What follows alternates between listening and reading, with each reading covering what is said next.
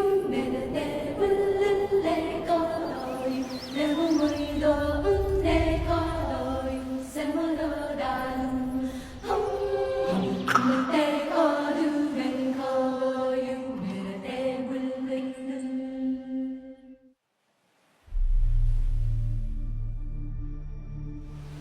Isang bansang itik sa yaman, bawat akbang may kwento, at bawat tanawin ay obra.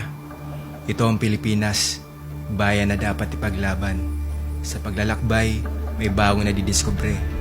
Hindi lang ang ganda ng tanawin, kundi kwento ng laban ng mga taong tunay na nagmamalasakit sa ating bayan.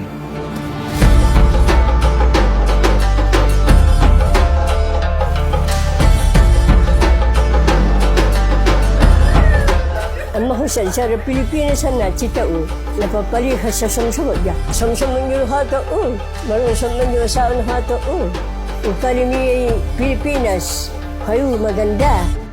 Mula sa kabundukan ng Luzon hanggang sa puting buhangin ng Visayas at sa mga kulay na tradisyon ng Mindanao, dito mararamdaman ang yaman ng bansa.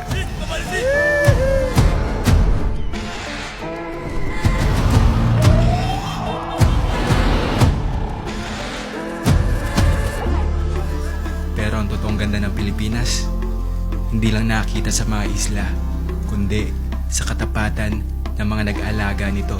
Kahit saan ka madali ng paglalakbay, may hiwaga na handang magpamangha.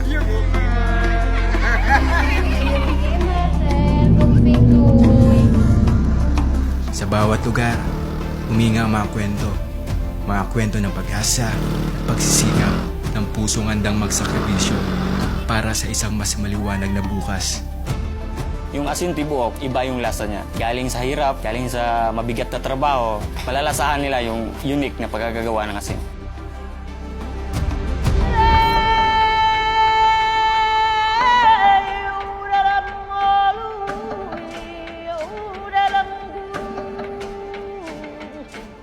Isa ka dream weavers, nung naghahabi ng tanalak, ginadream nila yung kanilang design. Turn to reality. Gono ano yung kamlibon mawal tanalak.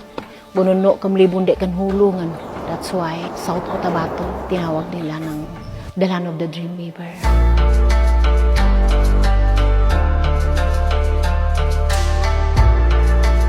Kayo tanilim ng kasuyuan ng mga hahato. Sa siwal mo sa mansasaon. Inaming kay suyuan.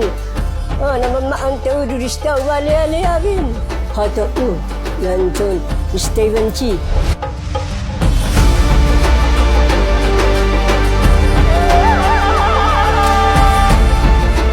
Mula sa aral ni Apo Wangud, ang tunay na ganda, hindi lang iniingatan. Ito'y pinapasa upang manatili. Ang ganda ng Pilipinas, hindi lang nasa tanawin, kundi sa pag-alaga para sa susunod na salinlay.